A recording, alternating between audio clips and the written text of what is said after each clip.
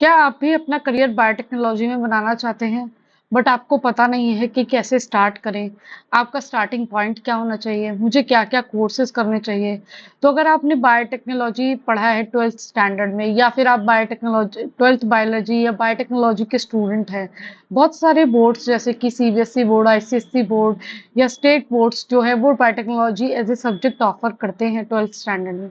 अगर आपके स्कूल में वो नहीं है तो आप बायोलॉजी भी पढ़ सकते हैं। उसके बाद भी अपना एक अच्छा करियर बना सकते हैं बायोटेक्नोलॉजी फील्ड में।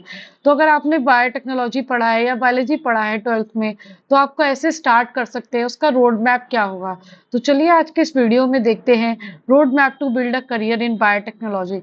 मेरा नाम डॉक्टर रितु सक्सेना है एंड मैं आप सबका स्वागत करती हूँ अपने इस चैनल बायोटेक ज्ञान में। आज के इस वीडियो में हम डिटेल में स्टेप बाय स्टेप देखेंगे कि कैसे आप अपना एक अच्छा करियर बना सकते हैं बायोटेक्नोलॉजी फील्ड में, from graduation to even if you are going for industry or if you are going for research। तो चलिए स्टार्ट करते हैं आज का ये वीडियो। तो सबसे पहले अगर मैं बात करूं बायोटेक्नोलॉजी फील्ड की तो अगर आप 12th स्टैंडर्ड के स्टूडेंट हैं, मतलब आप अपना करियर 12th स्टैंडर्ड में बनाना, 12th स्टैंडर्ड में आपने बायोटेक्नोलॉजी है आपके पास या बायोलॉजी भी है, कोई प्रॉब्लम नहीं है अगर बायोलॉजी है या बायोटेक्नोलॉजी है, तो आप उस सब उसके बाद आप बीएससी बायोटेक्नोलॉजी कर सकते हैं या बीएससी बायोलॉजी भी कर सकते हैं। मान लीजिए अगर आप जिस सिटी में रह रहे हैं या जिस स्टेट में रह रहे हैं वहां पे बीएससी बायोटेक्नोलॉजी नहीं है तो आप बीएससी बायोलॉजी कर लीजिए या उसे हम जूलॉजी बॉटनी केमिस्ट्री भी बोल सकते हैं, जूलॉजी बॉटनी एंड केमिस्ट्री।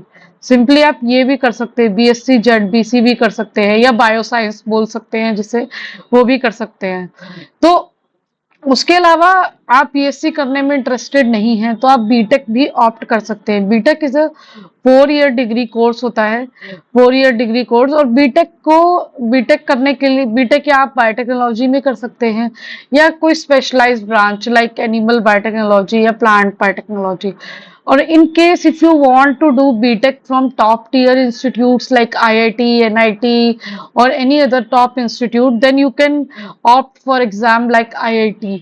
तो आईआईटी के थ्रू आपको डिफरेंट आईआईटीज में एडमिशन मिल सकता है, एनआईटीज में एडमिशन मिल सकता है बीटेक बायोटेक्नोलॉजी या एनिमल या प्लांट बायोटेक्नोलॉजी।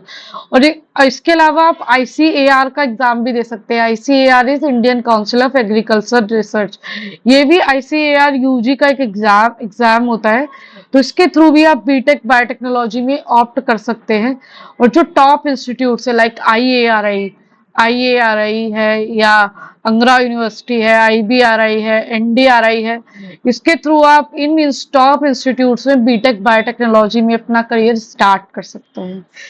मान लीजिए फिर आपने बीटेक कर लिया तो उसके बाद क्या करना है? बीटेक कर लिया या बीएससी बायोटेक्नोलॉजी कर लिया या बायोलॉजी कर लिया, तो अगर आपका ग्रेजुएशन कंप्लीट हो गया है और आपने बीएससी किया फॉर इंस्टेंस, तो आप आगे क्या कर सकते हैं? आपको टॉप इंस्टीट्यूट में एडमिशन चाहिए तो 2 एग्जाम होते हैं हमारे पास, आईसीएआर एंड जेएनयू का एंट्रेंस एग्जाम। तो आप आईसीएआर का भी एग्जाम दे सकते हैं जो पीजी के लिए होता है, और आप जेएनयू का एंट्रेंस एग्जाम दे सकते हैं। और इसके थ्रू जेएनयू के थ्रू भी डिफरेंट यूनिवर्सिटीज जो एफिलिएटेड, उनके डिपार्टमेंट जो एफिलिएटेड होते हैं डीबीटी या जेएनयू के थ्रू, उसके थ्रू भी आप एमएससी बायोटेक्नोलॉजी में एडमिशन ले सकते हैं। या आप डायरेक्ट भी अदर फील्ड में एडमिशन ले सकते हैं लाइक माइक्रोबायोलॉजी, मॉलिक्यूलर बायोलॉजी या बायोकेमिस्ट्री। डिफरेंट जो यूनिवर्सिटीज होती है, यूनिवर्सिटी लेवल के भी एग्जाम्स होते हैं उसके थ्रू। एंड आईसीआर के थ्रू भी आप डिफरेंट इंस्टीट्यूट्स लाइक आईएआरआई या जीबी पंत यूनिवर्सिटी में या फिर अंगरा यूनिवर्सिटी या और भी एनडीआरआई या इस टाइप की यूनिवर्सिटीज में एमएससी बायोटेक्नोलॉजी कर सकते हैं। और इन फॉर इंस्टेंस अगर आपने बीटेक बायोटेक्नोलॉजी किया है तो आप एमटेक के लिए परस्यू करना चाहते हैं तो आप एमटेक या तो बायोटेक्नोलॉजी में कर सकते हैं या फिर स्पेशलाइज्ड लाइक एनिमल बायोटेक्नोलॉजी या प्लांट बायोटेक्नोलॉजी में भी कर सकते हैं। तो उसके भी बहुत सारे एग्जाम्स होते हैं लाइक गेट का है गेट के थ्रू आपको टॉप टियर आईआईटी या एनआईटी इस टाइप के इंस्टीट्यूट्स मिल जाते हैं। फिर आईसीएआर के थ्रू ऑलरेडी मैंने बोला IARI, GB Pant university, NDRI Karnal, ये सब इंस्टीट्यूट्स मिल जाते हैं। ग्राउ यूनिवर्सिटी, आईआईटी जैम का भी एक अपना एग्जाम होता है, उसके थ्रू आपको डिफरेंट आईआईटीज में प्लेस एडमिशन मिल जाता है based upon your ranking and numbers.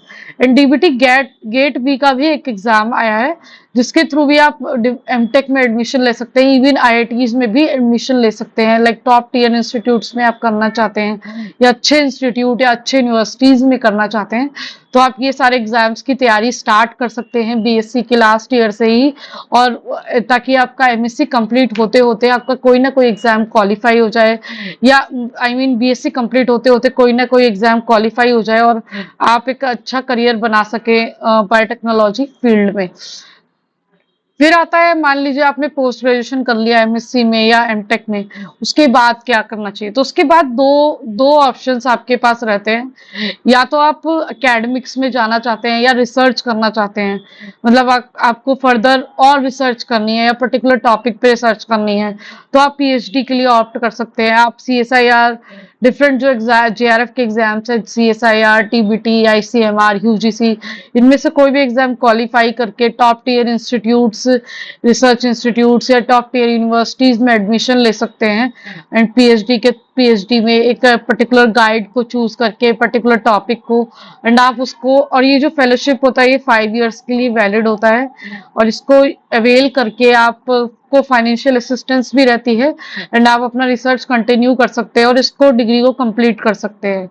और in case if you don't want to go into research और एकेडमिया में लेट्स से, तो you can directly go into the industry after MSc और MTech.